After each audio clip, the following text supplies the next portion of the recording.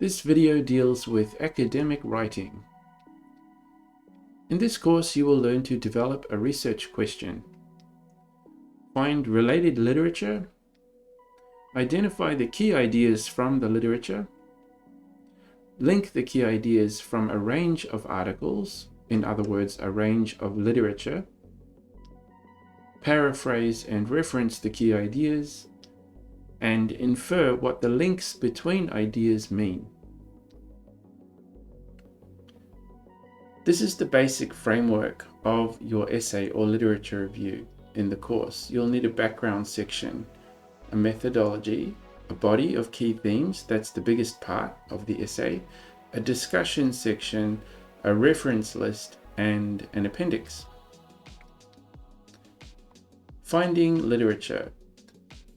At this level, you can use Google searches to find academic articles and articles maybe from newspapers or magazines or the public library. You'll need to use keywords from your assignment instructions in order to find information and articles that are related to the instructions, or in other words, related to your research question. Here is an example. Let's say your instructions are to find out why King Richard III was killed. Then compare at least 10 experts' findings and then discuss the implications. You could go to Google and do a Google search by using the instructions and forming a question.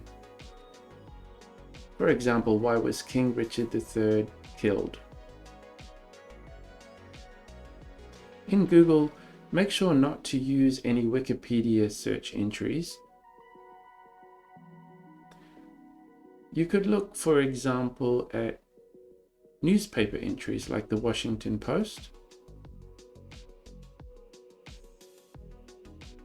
Let's see what we have. It looks like how King Richard was killed. So this article deals with how he was killed, not why he was killed. So I'm probably not going to use this one. So you have to briefly read through the article to decide whether it's relevant or not. Let's look for another one. Medievalist.net, the death of Richard III. Okay, this one looks like a more comprehensive explanation of how and why and all the details surrounding the death of King Richard III. So perhaps I'll use this one. We'll also need to talk about the organization of the body. It's kind of like the game Tetris, where you have to find the best place possible for each key theme. So linking key ideas. There are 3 key ways in which to do that. You could use thematic organization. In other words, just divide the key ideas from the literature by theme. That's, for me, the easiest way. You could go with the chronology of research. In other words, the oldest information to the latest information. You could use cause and effect, where one event leads to another event. That is often linked to chronology of research, but not always. Here is an example. Let's say you have these 4 articles, Article 1, 2, 3, and 4, and you find that Article 1 and Article 4 have the same information, and then Article 3 and Article 2 discuss the same ideas. You'll want to put those articles together, Article 1 and Article 4 and 2 and 3. This is just an example of thematic organization, where the ideas in Article 1 and 4 are the same, and Article 2 and 3. Here is another illustration of the same idea. Let's say you have 12 articles, and they're represented with different colors. Just for example, Article 1, 10, and 7 seem to share the same ideas. Articles 5, 11, and 4 seem to have the same ideas. 2, 9, and 8 have the same ideas, and so on. So what we'll need to do is make sure we are putting those ideas together. And there you've got a nice clear illustration of thematic organization. We'll also need to talk about paraphrasing. Paraphrasing is basically taking the original idea from the source information and using your own words to say it again. Here is an example. Sabina Karim from genetics.com in 2014 may have said there are 4 nucleic acids that form the basis of our human DNA. Well, I can't use that sentence exactly, but I can paraphrase it by using the author as the subject, and I may refer to her profession. For example, she's a geneticist. Geneticist Karim, in brackets the year of publication. Then you'll need a mental reporting verb like states, and then a noun phrase. This is one example of how to paraphrase. Here is another example.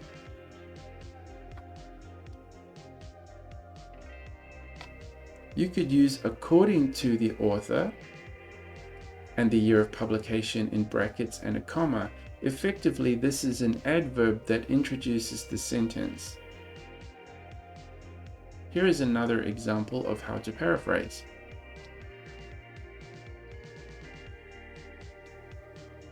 Four nucleic acids make up the basis of human DNA. So I've restructured the sentence and used slightly different vocabulary, and then at the end, in brackets, you put the family name of the author, comma, year of publication, close brackets, and then period.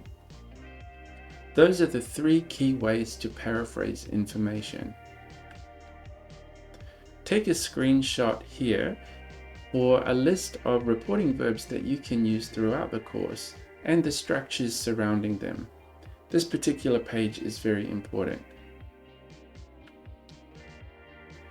We'll also need to talk about creating a reference list, like the one in the example shown on the screen. A reference list is basically a list of all the authors and articles that you've used to inform your body of information. Here is an example of how to do it. In a Word document, click the References tab at the top, and then click Insert Citation, Add New Source. At the top, choose a source, for example, article in a periodical, that's like a magazine or newspaper. Add the author's last and first name. The middle name is often not available, so sometimes just leave that blank. Okay, and then add the title of the article,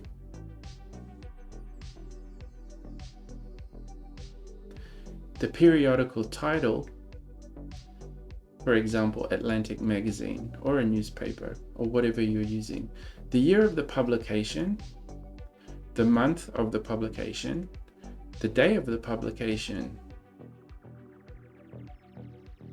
and the page numbers if they are available to you. Then click OK. This is just an example of a citation. You can delete that. And then click the Bibliography tab and choose References. Highlight the text and choose Times New Roman font and size 12. Then place a space between the word references and the first reference. And that's an example of how to reference. Okay, let's talk about the discussion section, which comes after the body section. Let's say you have idea A plus idea B plus what your mind does with those 2 ideas, resulting in idea 3. So your mind produces idea 3. Ideas A and B could come from the body, and idea C is from your mind. So effectively, the body is other people's ideas, and idea C is what you do with those ideas and what your mind basically produces. What your mind infers from the ideas discussed in the body, in other words. You'll also need a background section at the beginning, And you would typically think about this after the body and after the discussion, because it's really hard to write a background unless you've actually done some research and written about the topic. So at the beginning, point out why it's necessary to investigate your topic. So for example, the reason might be that no other researcher has found a solution to a problem, or there may be some kind of mystery that you want to find the answer to. We should now talk about the methodology section, which goes after the background section. After the background, explain how the body of key themes is arranged. It's kind of like a game plan in sports. So the coach there on the screen is explaining how the game should be played. It's kind of the same thing. You're explaining to your reader how you've organized all the key ideas to come to your discussion. Here is an example. This literature review discusses the local and international factors that influence the Middle East energy market. Initially, the geopolitical and financial motives of international stakeholders are outlined. From there, the ethnic and religious objectives of regional stakeholders are discussed in relation to how this influences the Middle East energy market.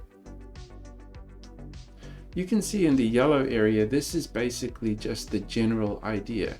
So it's like an introductory sentence. The green area represents a detail, that would be detail 1, and the pink area represents another detail, detail 2. So effectively, you should have something like as follows: an introduction sentence, which is a general idea, and a couple of detail sentences showing what exactly you're going to do in the different sections of the body. So once again, if we look at the yellow section here, this literature review discusses the local and international factors that influence the Middle East energy market. That is the general idea. And the green area deals with the international influences, and the pink area deals with the local influences on the Middle East energy market. You'll also need to include an appendix at the end. So what's an appendix? An appendix is basically on one document all the articles and source information that you've used to inform your body. Here is an example. On one document, you can copy paste all of the information that you've used and include the logos, the authors, and the year of publications as well. You could reduce the size of the text down to say size 8 and narrow the margins as well so that everything fits on not too many pages. So as you can see, an appendix is relatively large because you may have between 15 and 20 articles all put on one document. If you're referencing a book, just put a photo of the cover of the book at the end. And that's the end of the video. You will need to watch this video a few more times. For example, you may want to look at how to reference using Microsoft Word, or you may want to go over how to structure the body of your essay thematically or with cause and effect, etc., etc. So watch the video a few more times, and if you have any questions, just ask in class.